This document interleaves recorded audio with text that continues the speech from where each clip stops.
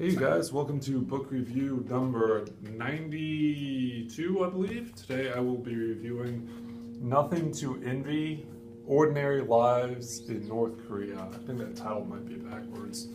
Anyway, what this book does is it not only focuses kind of on the geopolitical situation in North Korea, which is touched, but really does focus on the lives of four people and their respective families or lack thereof.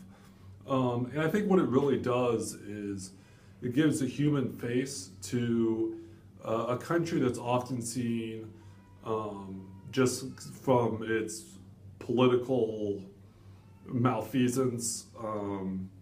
Like a book about Vladimir Putin or a book about, obviously in this case, Kim Jong-Il or Kim Il-sung.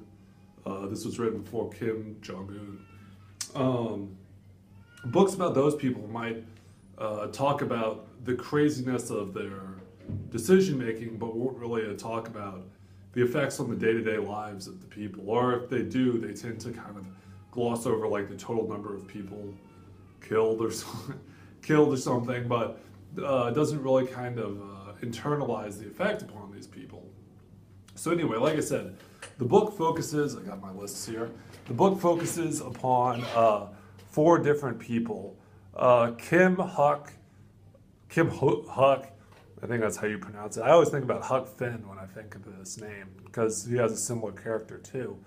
But he's an orphan, he's kind of short and rebellious, and early on he realizes that he's not going to survive unless he learns the rules of the street, I guess, as we would say in the United States, by stealing food, fighting against bigger boys. Mostly it follows him in his kind of late teens before he kind of defected to China and then eventually to South Korea. All of these people actually eventually defect to South Korea. And then there's Kim Jong-Un, who is in her mid-20s, and has gotten her doctorate degree to be a medical doctor. I'll kind of talk about the effects of the doctor in the specific case. They didn't really talk about too much about her family in the book. I think because maybe her dad died sometime early in the famine years. But anyway, there's also Song Hee-suk, who is a mother, a true believer, really believes in the communist cause, but eventually had to change her mind kind of late in the book. She would be the last person to be kind of do an about face, but just through the sheer kind of necessity of acknowledging a situation, she does. Her husband, Chang Bo, their daughter Ok Hee, and their son Nam Ok, as well as two other daughters who are less often mentioned in the book. And then sort of the most heart-wrenching, not for how sad it is, but just how the situation is kind of set up, is the relationship between Mirin and Jun Sang. This is a separate story. They actually, Mirin's a woman and Jun Sang is a man, if you didn't know by the Korean names. I fall in love in North Korea. Now, how the heck that happens among all this starvation and deprivation is kind of beyond me, but I mean, it happens. But anyway, I guess I'll start with them. They fall in love kind of from different classes. Jun Sang, his parents are from Japan, or at least spent some time in Japan. They're not Japanese, they're Korean, but before kind of the Korean War, or maybe even his great-grandparent, or maybe his grandparents, were in Japan, so they get daily not daily, but kind of regular hard currency gifts from members of their family from Japan. Now, you would think that this would be looked down upon, but I think because the value of hard currency is so valued by the North Koreans, who have so little in the way of hard currency, like so much is subsidized that most people have very little cash to buy things. Really, their status is mostly neutral, and they tried to remain quiet about it, that they could get this money from elsewhere. But anyway, that allowed them to essentially purchase things like extra blankets, even a TV, as well as a standalone house that had a wall behind it that allowed for them to have a garden, which became very important during the famine years, that they could kind of grow their own vegetable plot in their backyard. Mirren, not so lucky. Her father fought for the South Koreans during the Korean War and was actually taken as a prisoner of war and never returned. He didn't spend his whole life in prison, obviously, but once he was integrated into the larger North Korean community, if you want to call it that, he was essentially what they would call like an untouchable in India, like the lowest level, and was essentially blackballed and could never move his way up to a more successful life. So it was kind of a, not a marriage, but a courtship doomed from the start, I guess you would say. But the interesting thing, and one of the kind of key, I wouldn't say it was a key point, but just kind of a revelatory or, insightful point that was brought up in the novel is as the famine, and it wasn't just a famine, it was sort of like an economic collapse across the board, rolled into North Korea in the early to mid 90s. Electricity was essentially cut all over the country to the point that it was very sporadic, even in large cities. I should say also that this book does not take place in, I'm kind of jumping here, does not take place in Pyongyang. It takes place in Chongqing, something like that. Yeah, Chongjin. It doesn't take place in Pyongyang, it takes place in Chongjin, which is a city kind of isolated in the far north of North Korea. So it got less privileged than the capital that was kind of built as in this idealistic communist state, being sort of drawing on the resources of the rest of the country. Now Pyongyang is not great, but they can kind of being the capital, they can kind of suck resources out from otherwhere. But this was not in Pyongyang. This was in an area that, even though it was the third largest city in the country, was really kind of isolated and really had the full effects of the famine and the economic collapse. So my point being that electricity was often cut off at night and almost was never run after, say, like 9 o'clock or so. At which point, Mirren and Jun Sang could take long walks in the dark without really worrying about the Korean police state enforcing them, because no one could see each other. The only way that you could see people was by if they were smoking like a cigarette or something, or if you heard them. And it's so long as you're just somewhat careful about it, you can be out at night and no one would know that you're out. Outside maybe like a home search, but Marion and Jun Sang have ways of getting around that. Let's see. I guess the next family is Song-Hee and Chang Bo.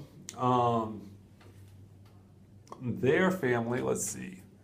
What did Chang Bo do? He was some sort of like radio broadcaster that, because propaganda is taken in such high accord in North Korea, actually had a, not like a high-ranking job, but like a job that was prosperous during good times, but turned bad during bad times. That's a good way to put it. And because he did well, and because his wife was part of a patriotic family as well, they were very much sort of mainline communists.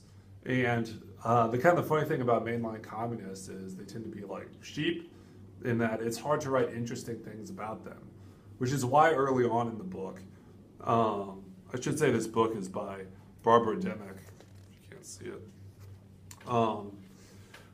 Barbara mentioned sort of more the domestic side of Song-Hee Suk, like the things even in the good times she wouldn't have, like say a gas burning stove, or because they used wood, or I can't even think of other examples, but just sort of like the domestic life that she lived. She always wiped the portraits of Kim Il-sung and Kim Jong-Il clean every single day as prescribed by the Communist Party, which not everyone would necessarily do. I mean, they would always have the portraits in the home, but they wouldn't always keep the spot clean every single day. But she also, her kids were good kind of early on in life, as that's not just a North Korean phenomenon, that's a familiar phenomenon, if that's the right word. But in their teens, the children rebelled. The two kids that are talked most about in the book, because they're the two that eventually defected, are Ok and Nam-ok. Let's see. Ok was the oldest, very difficult, rebellious. She wouldn't necessarily say the pledges that were prescribed. It should also mention, kind of in a larger social context in the book, some of the craziness of hero worshiping that goes on in North Korea. It really replaces sort of religion across the board as a statewide religion, and the leaders being the leaders of North Korea, either Kim Il-sung or Kim Jong-Il. It should also be mentioned that in the book, a lot of communist states, at least theoretically, did not believe in nationalism. They believed in the worldwide revolutionary front, or whatever, Trotsky would say. But North Korean communists is very nationalistic. They see themselves, and this is just kind of part of the character, I guess. Not that they're terrible people, but it's a very proud people. Koreans, you could say in generality, not every single one, tend to be very proud of their Korean heritage, and kind of just see themselves set apart. Now, see themselves being set apart as capitalists, or see themselves being set apart as North Koreans. But the communist leaders kind of use that intuitive nationalism to promote their communist agenda, not just their communist agenda, but their sort of hero-worshipping agenda. Oh man, I'm kind of running along here. Okay, so let's see. I've covered Miran and Jun-sung. Jun-sung, I'm kind of cutting back and forth. I mentioned that the Song-hee were kind of mainstream, but their kids were rebellious. Coming back to Miran and Jun-sung, Jun-sung went away to college in Pyongyang, while Miran stayed in Chonghui, or whatever it is, in one city, Chongjin. And now, if you think long-distance relationships are hard in the United States, or any westernized country, imagine a state where the railroads, you never know the timetables for when the trains are going to come. You never know if the telephone's going to work. You never know any of that stuff. So there was strain in that relationship, but they always cherished the moments that they had, once every 6 months, to see each other again. Let's see, and then Kim Huck. It was just he was sent to a juvenile detention center because he was underage in North Korea, which is not great, obviously, for stealing food when he was 14 or so, and eventually got out of that, but then eventually got caught again, kind of in and out of prison. Kim Ji-un, the big kind of event that initiated her was when Kim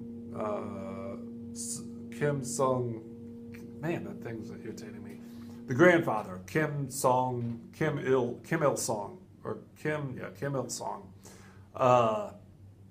died.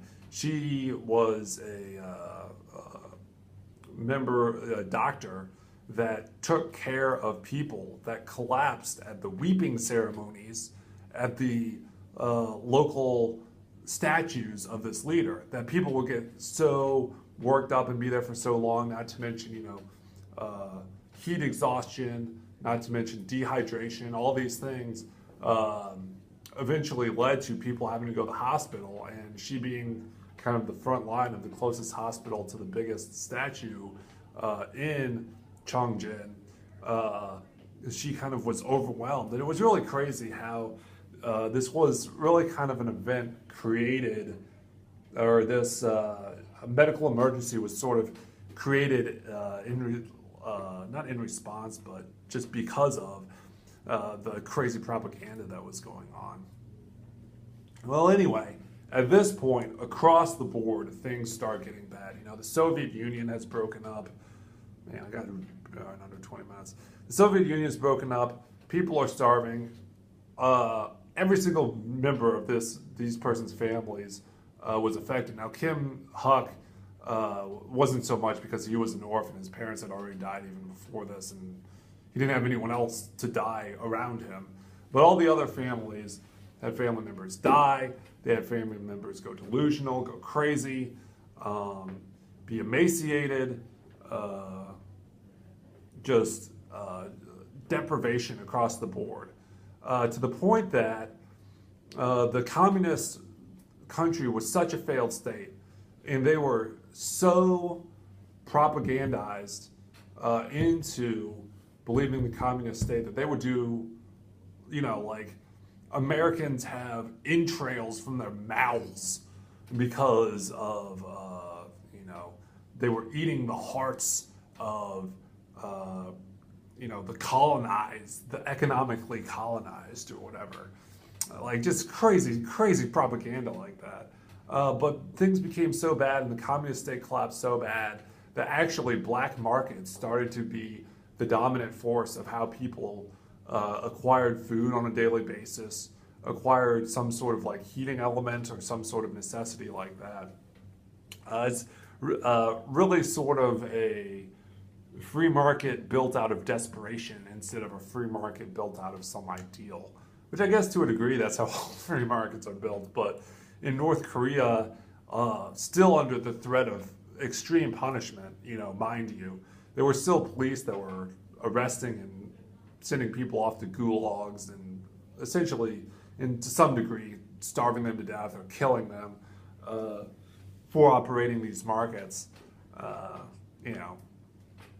Continue to do it. I mean, it was crazy. It's just like, I don't know. There's a lot of stuff in this book about that. I can't go into every single detail, but it was really sort of like a bizarro world where everybody just is depraved, starving, and in an awful spot. So what is the response? Well, initially, there's some ability to kind of rebound a little bit, be it from international aid organizations, be it just from the fact that the North Korean government kind of turned a corner a little bit.